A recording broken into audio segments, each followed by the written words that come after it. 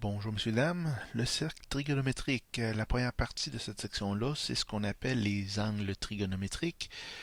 Donc, qu'est-ce que ça veut dire des angles, trigo?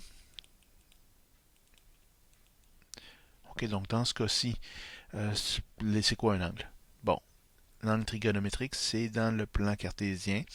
L'origine, tu as deux parties à ça. Tu as le côté initial qui est sur l'axe des X, donc ça c'est le côté initial. Et on a le côté, ce qu'on appelle le côté terminal, peu importe où il se situe. Donc ça ici, c'est le côté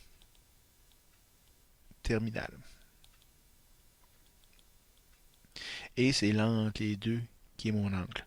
Donc voilà mon angle. Qu'est-ce qui est important? Le côté initial, il est sur l'axe des X. Évidemment, on a notre sommet de l'angle qui est sur l'origine du plan cartésien. Ce qui est intéressant aussi, c'est que qu'est-ce qu'il y a au niveau des signes de l'angle?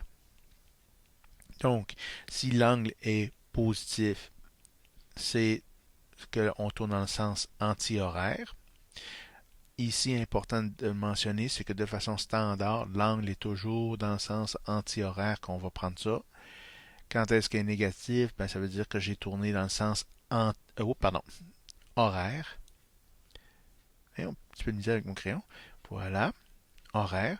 Donc, je peux avoir un angle horaire. Si j'ai un côté ici, donc je vais avoir cet angle-là comme ça ici, c'est mon angle qui serait négatif dans ce cas-ci, sens horaire, tout simplement. Un exemple de ça,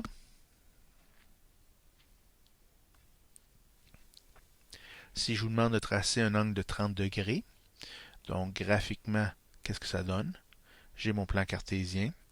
Je vais avoir tout simplement mon angle ici, à peu près le 30 degrés ici, tout simplement. Si je vous demande de me tracer un angle de moins 35 degrés, c'est pas une grosse différence, hein? Ben, étant donné que le signe indique le sens, tout simplement, c'est que mon angle va être ici comme ça, à moins 35 degrés comme ça ici. Ce qui est pertinent et intéressant à mentionner, c'est que je peux très bien le mettre positivement. Donc, un angle de moins 35 degrés, pardon, c'est également un angle dans le sens anti-horaire ici de 325 degrés. Il faut faire attention à ça. J'ai les deux.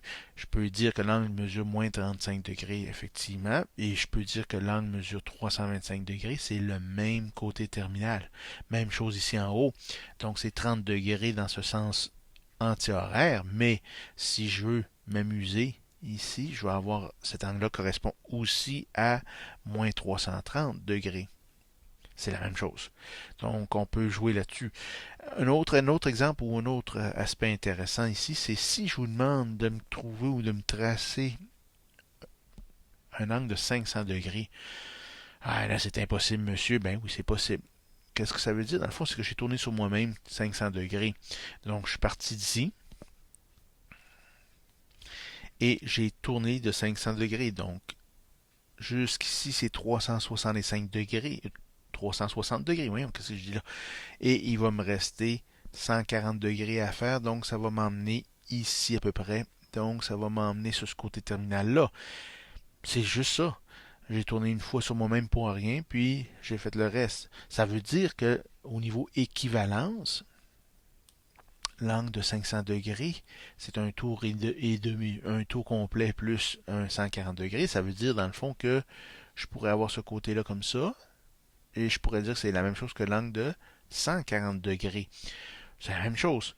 Soit ici, comme j'ai mentionné, c'est un angle de 500 degrés, donc un tour complet, mais si j'élimine le tour complet qui ne me sert à rien, il me reste un angle de 140 degrés. C'est aussi simple que ça. Voilà pour les angles.